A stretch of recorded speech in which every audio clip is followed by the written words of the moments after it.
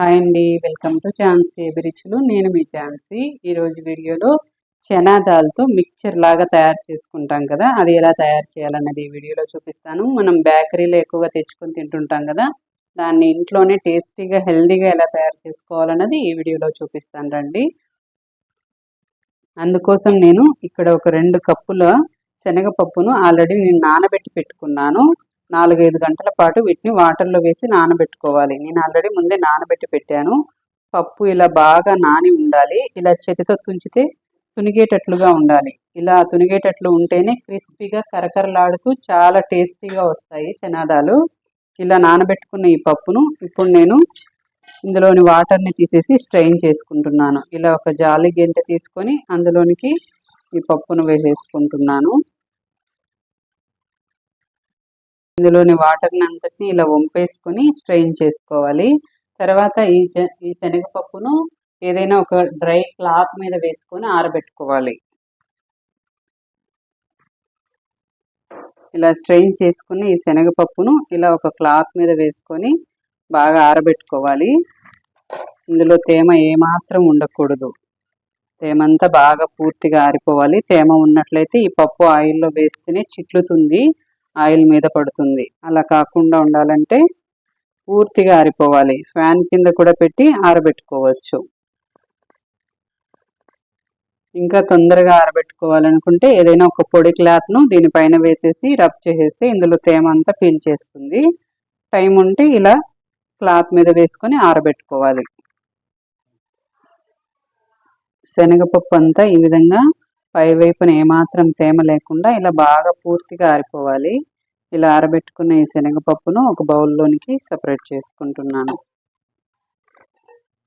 తర్వాత స్టవ్ వెలిగించుకొని స్టవ్ మీద డీప్ ఫ్రైకి సరిపడా ఆయిల్ని పెట్టుకోవాలి. ఆయిల్ కొంచెం లోతుగా ఉన్న ప్యాన్లోనికి వేసుకోవాలి. మరీ పెద్ద ప్యాన్లోనికి వేసుకోకుండా ఇలా చిన్న ప్యాన్లోనికి వేసుకుంటే ఆయిల్ ఎక్కువగా పట్టదు. ఇలా ప్యాన్లోనికి వేసుకొని బాగా హీట్ చేసుకోవాలి. ఆయిల్ని బాగా హీట్ చేసుకోవాలి. ఇలా ఒక పప్పు వేసుకొని చెక్ చేసుకోవాలి బాగా హీట్ అయిందా లేదా అనేసి. ఇలా ఆయిల్లోకి వేస్తూనే పప్పు పైకి వచ్చేస్తే ఆయిల్ బాగా హీట్ అయినట్లు. ఆ విధంగా బాగా హీట్ అయిన వరకు హీట్ చేసుకున్న తర్వాతనే మనం పప్పులను వేసి వేయించుకోవాలి.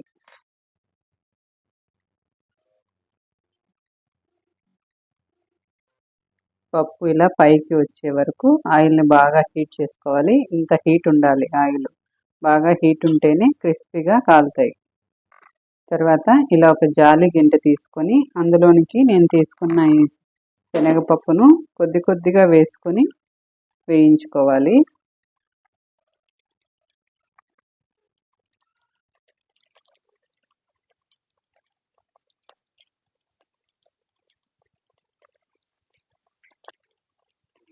ఇలా ఒక స్పూన్తో వీటన్నింటినీ కలుపుతూ వేయించుకోవాలి.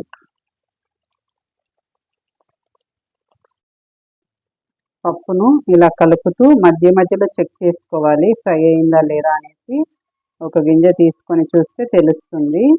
అలాగే ఇవి బాగా ఫ్రై అయితే ఇక్కడ నురగలు వస్తున్నాయి కదా, ఈ నురగలు తగ్గిపోతాయి.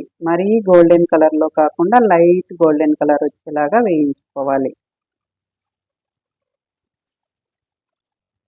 ఇది కాస్త మెత్తగా ఉన్నది పప్పు, ఇంకొంచెం క్రిస్పీగా వచ్చేలాగా ఫ్రై చేసుకోవాలి. ఇప్పుడు పప్పు అంతా బాగా ఫ్రై అయిపోయింది. బాగా ఫ్రై అయిన తర్వాత ఇలా ఆయిల్లో నుంచి నురకలు రావడం కూడా తగ్గిపోతాయి.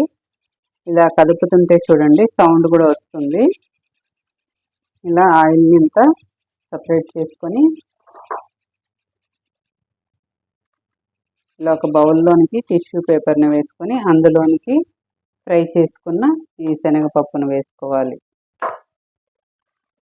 తర్వాత తిరిగి ఇదే విధంగా మిగిలి ఉన్న పప్పునంతటిని ఫ్రై చేసుకోవాలి.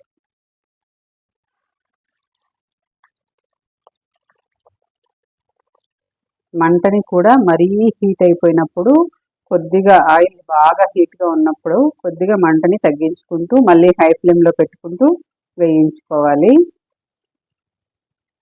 మరీ ఎక్కువ హీట్ అయినా కానీ ఆయిల్ని మాడిపోతాయి త్వరగా, లోపల పప్పు వేగదు. కనుక అడ్జస్ట్ చేసుకుంటూ వేయించుకోవాలి. శనగపప్పును అంతటిని ఈ విధంగా బాగా ఫ్రై చేసుకున్నాను. అంతా ఇలా ఒక బౌల్లోనికి వేసుకోవాలి వేయించుకొని.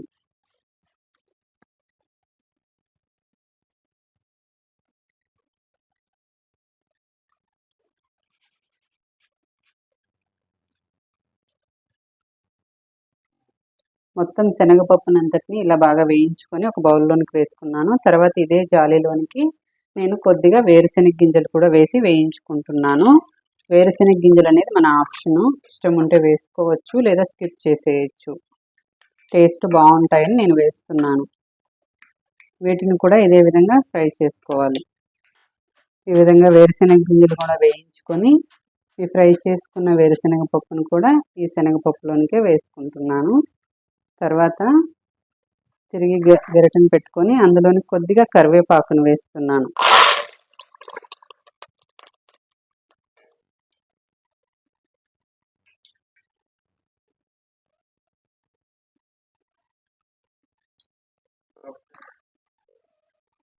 ఉప్పు కారం అంతా పట్టేటట్లుగా పప్పులకి అంతా మిక్స్ చేసుకోవాలి. ఏదైనా స్పూన్తో కానీ లేదా ఇలా బౌల్ని ఇలా కదిలిస్తూ ఉంటే కూడా పప్పులన్నీ కిందకి పైకి వెళ్తాయి కాబట్టి అన్నిటికీ పడుతుంది.